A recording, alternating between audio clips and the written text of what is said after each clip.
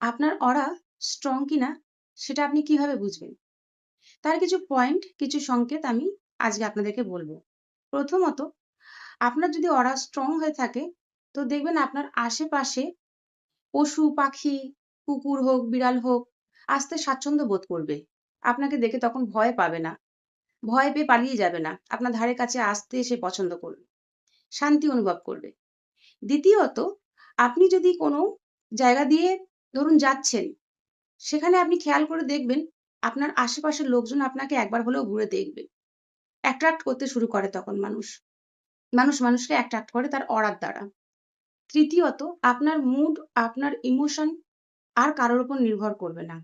যে কেউ আপনাকে পাত্তা দিল কি না দিল, ভালোবাসলো কি না ভালোবাসলো, তাতে যে দুঃখ হওয়া বা কষ্ট হওয়া, এই জিনিসগুলো আপনার উপর নির্ভর করবে। বা যদি আপনাকে কেউ রাগাতে চায়, চাইলেও সে রাগাতে পারবে না।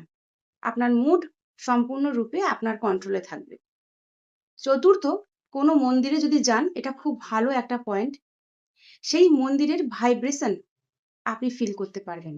প্রতিটা মন্দিরেরই তো একটা ভাইব্রেশন থাকে। সেই মন্দিরের ভাইব্রেশন তখন আপনি ফিল করতে পারবেন। আপনার তখন চোখে জল আসবে, আপনার কান্না করতে ইচ্ছা করবে, বা ধরুন ওখানে গেলে আপনার প্রচন্ড ভালো লাগবে। ওখানকার একটা আলাদাই বাতাবরণ, সেটা আপনি ফিল করতে পারবেন। মন্দিরে তো অনেকেই যায়, কিন্তু সবাই এগুলো ফিল করতে পারে না। এটা অরা স্ট্রং হওয়ার সাথে সাথে ফিল করতে পারা যায়।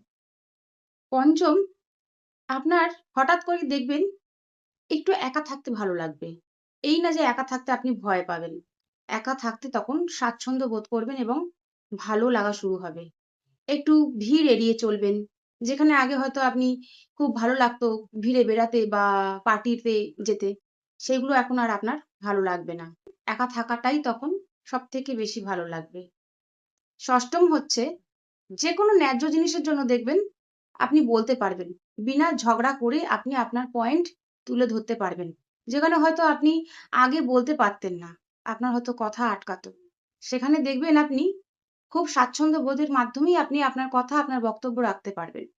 আপনি আর ভয় পাবেন না বা আপনার কথা আটকে যাবে না, আউড়ে যাবে না। সপ্তম পয়েন্ট হচ্ছে, বাচ্চারাও আপনার কাছে এসে খুব শান্তি ফিল করবে। বাচ্চারা, অনেক বাচ্চারাই দেখবেন চট করে কিন্তু সবার কোলে যায় না, কিন্তু কিছু কিছু মানুষের কোলে বাচ্চারা অজানা হলেও চলে যায়। কেন যায় বলুন তো? কারণ তার অরা স্ট্রং। অরা স্ট্রং হলে যেমন পশু পাখিরাও তাদেরকে দেখে অ্যাট্রাক্ট হয়, সেরকম মানুষজনও হয়। তাই বাচ্চারাও তখন সেইটা ফিল করতে পারে আর তার কাছে যেতে শান্তি এবং নিরাপদ ভাবে।